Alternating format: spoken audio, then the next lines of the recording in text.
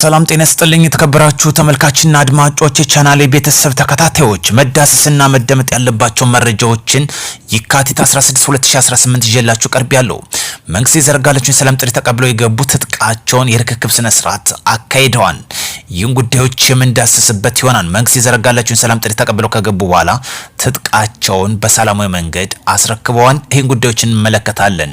ጠቅላይ ሚኒስትር ዶክተር አብይ ያስተላለፈው መልእክት አለ። ከሶማሌ ጫፍ እስከ ምጽዋ ጫፍ ስጋቶችን የሚያስወግድ ኤሊት ፎርስ አዘጋጅተናል ያለውን ከእስራኤል ጋር የሚያቆራኘው ይህ መልእክትን ይዤላችሁ ቀርብ ያለው እንዳስሰዋለን። እንዲሁም ህግ የማስከበር እርምጃ ተወስዷል። በተለይ በነዘመነ ካሴ መነሻ መራዊ ከተማ በተመለከተ የተወሰደ እርምጃ አለ። በዚህ ሰዓት ሙሾ አውጥቶ ተቀምጧል። እንዳስሰዋለን። እስከ ፕሮግራም ፍጻሜ ከኔ ጋብራችሁ ተዘልቁ ዘንድ እያሳሰብነ ወደ ጉዳያችን እናልፋለን። በትናንትናው ዕለት ማለትም የካቲት 15 2018 ከምሽቱ መንግስት ያቀረበለችን ሰላም ጥሪ ተቀብለው የገቡት ታጣቂዎችም በዛሬው ዕለት ትጥቃቸውን አስረክበዋል። ማለትም በምዕራብ ጎንደር ዞን መተማ ወረዳ ታጥቀው ሲንቀሳቀሱ የነበር በልዩ ቦታ መቃ ሌንጫና ጉበጀጀፊ ተብለው በሚታወቅ ቀጠና ሲንቀሳቀሱ የነበር በተለይ የሸዋስ አብዬና መብሬ ጨቅሌ ተብለው የሚታወቁት የቡድኑ መሪ የያዙትን ሙሉ ትጥቅ በሰላማዊ መንገድ አስረክበዋል። አንድ ዲሽቃ አንድ ብሬንና ወደ 23 የሚደርስ የክላሽንኮቭ መሳሪያዎች ከመሰል ተተኳሾች ጋር በሰላማዊ መንገድ አስረክበዋል።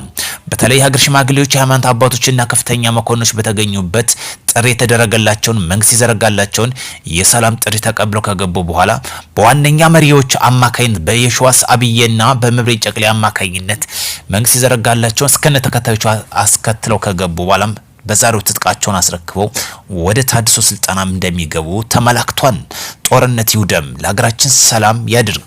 በርካታ ታጣቂዎች በጎንደር መንግስት ይዘረጋላቸው ከዚህ በፊትም አሁንም እየተቀበሉ የሚገቡት ዋነኛ አጀንዳዎች ጎንደርን የሚያዋስነው ወልቃይት የአማራ ግዛትን ለህወሓት አሳልፈን አንሰጥም በማለት እንደሆነ የተገለጸ የሚገኘው ሰሞኑን የኦነግ ሸኔ የፋኖና የህወሓት በሱዳን የሚያደርጉት ምክክር ዋነኛ አላማው በተለይ የህወሓት ዋነኛ አጀንዳ ወልቃይትን ጠቅልሎ የመገንጠል ነው። የሱዳን ደግሞ ኢትዮጵያን መሬት የመስፋፋት አቅጣጫ የያዘ ነው። የፋኖ ትግል የት ጋር ነው የሚለውን ማንሳታችን ግድ ይለናል። 4 ኪሎ ቢሰጡት ክልሉን ከሸጠ የትኛውን ሊያስተዳድር መሆኑ የአማራ ህልውና ጉዳይ ያለውን አደጋ ላይ እንደጣለው ያመላክታል። ለዚህ ደግሞ በጎንደር ታጥቀው የሚንቀሳቀሱ በርካታ የፋኖ ታጣቂዎች እየገቡ ይገኛሉ።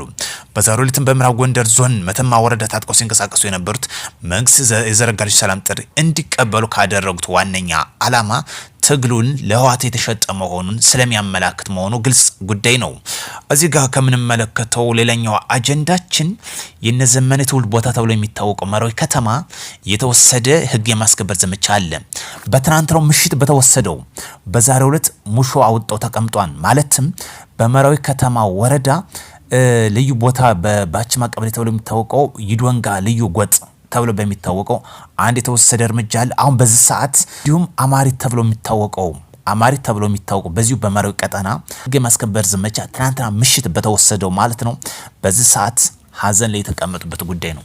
ጦርነት አይጠቅምም የምንለው ለዚህ ጉዳይ ነው። በትቢት ተነፍተው 4 ኪሎ እንገባለን የሚለው የአባዜ ሩጫ ዘው የሚንቀሳቀሱ ጉዳዮች አያዛልቃቸውም። በዚህ ሰዓት እንግዲህ መራዊ ከተማ ላይ የተወሰደ እርምጃ በዛው አካባቢ ያላችሁ ቼክ ማድረግ ትችላላችሁ። በባችማ ቀበሌ ልዩ ቦታ ጎጥ ይዶንጋ ተብሎ በሚታወቀው እንዲሁም አማሪት ተብሎ በሚታወቀው በነዚህ ቀጠኖች ህግ ማስከበር ዘመቻ በተወሰደው ወደ 4 የሚደርሱ የፋኖ ታጣቂዎች እስከ ወዲያኛው ተሰናብተዋል። የነፍስ ወከፍ መሳሪያዎችም ገቢ ተደርገዋል። እናመሰግናለን። ሌላኛው ጉዳይ ጠቅላይ ሚኒስትር ዶክተር አብይ በትናንቱ ባስተላለፉ መልእክት ከሶማሌ ጫፍ እስከ ምጽዋ ጫፍ ስጋቶችን የሚያስወግድ ኤሊት ፎርስ አዘጋጅተናል ያሉት ጉዳይስ የኢትዮጵያ የባህር በር ፍላጎትን አዲሱ ቀጣናዊ ጥምረት ግጥጥሞች መሆኑ ተጠቅሶለታል። የእስራኤል ጠቅላይ ሚኒስትር ቤንያሚን ኔታንያሁም አዲስ ጥምረት ይዘው መምጣታቸው አንዱ ለዚህ ጉዳይ አመላካች ነው። የኢትዮጵያ ባህር በር ለማግኘት የጀመረችው ጥረት እስራኤል በቀይ ባህር ላይ ከምትዘረጋው አዲስ ኢኮኖሚና የደህንነት ኮሪደር ጋር ስትራቴጂያዊ የውህደት የተፈጠረ መሆኑን ተመላክቷል። እስራኤል ህንድና የአውሮፓና የሚያስተሳስር የኢኮኖሚ መስመርን ለመጠበቅ በቀይ ባህር ላይ እንደ ኢትዮጵያ ያለ ጠንካራ አጋር እንደሚፈልጉ ተገልጿል። በተለይ ህንድ ሰሞኑ በፊት ከወራት በፊት የገባው የህንድ ጠቅላይ ሚኒስትር ዋነኛ አጀንዳ ለዚህ ጉዳይ እንደሆነ ተመላክቷል። እንደ ኢትዮጵያ ያሉ ሰፊ ህዝብ ብዛት ያለ ሰፊ ቆዳ ስፋት ያለ ጠንካራ የምስራቅ አፍሪካ አጋር ሀገራት እንደሚፈልጉም ተመላክቷል። ለዚህ እስራኤል ለሶማሌላንድ ሀገር የምታደርገው የመቀራረብ ኢትዮጵያ በዚያው ቀጠና የባህር ኃይል ለመገንባት ካለት እቅድ ጋር በቀጥታ እንደሚጣመርም እየተገለጸ ይገኛል። በተለይ የሁቲ ታጣቂዎች በቀይ ባህር ላይ የሚፈጥሩትን ስጋት ለመመከት እንደ ኢትዮጵያ ያሉ ባህር ዳርቻዎች ላይ መገኘት እጅግ ስትራቴጂያዊ የሆነ መሆኑ እየተመላከተ ይገኛል።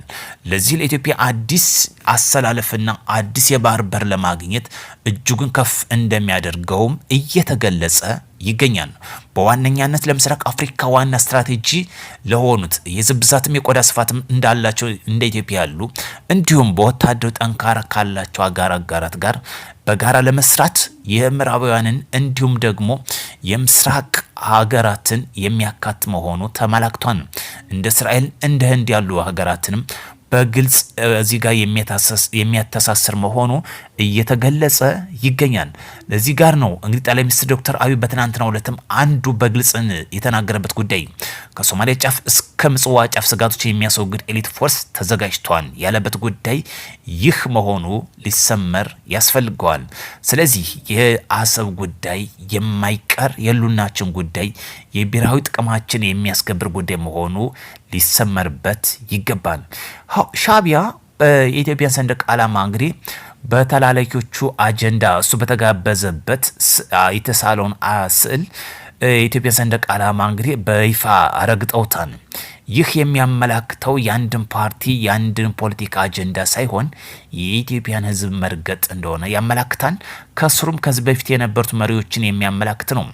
ጠቅላይ ሚኒስትር የነበሩት እንግዲህ መለስ ዜናዊ እንዲሁም ኃይለ ሥላሴና ደርግ የነበሩትን መሪዎችን ያካተተና የኢትዮጵያ ሰንደቅ ዓላማ በይፋ ረግጠዋል። ይህ የሚያመላክተው የኢትዮጵያን ሰፊውን ህዝብ ንቀትን የሚያሳይ ጉዳይ ነው።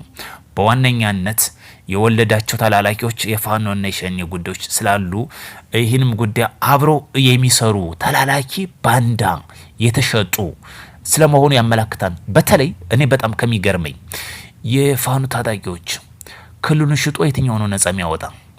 ከዋት ጋር ይሰራል፣ ከሱዳን ጋር ይሰራል። ሱዳን የአማራን ክልል መቆራመጥ ነው የሚፈልገው። ህዋትን ወልቃይትን ተቆራምቶ መገንጠል ነው የሚፈልገው። ፋኖ የትኛውን ጉዳይ ነው ዋና አላማ አድርጎ የያዘው? ይህ እጅግ አደገኛ የሆነ የተሸጠ ባንዳ መሆኑን ያመላክታል። ስለዚህ ለአማራ ህልውና ትግል እንታገላለን የምትሉ የፋኖ ታጣቂዎች በግልጽ ቆም ብላችሁ ብታስቡት መልካም ነው እላለሁ። ጽንፈኝነት ይውደም። ሰላም ቀን እንዲሆንላችሁ ከወዲሁ እመኛለሁ።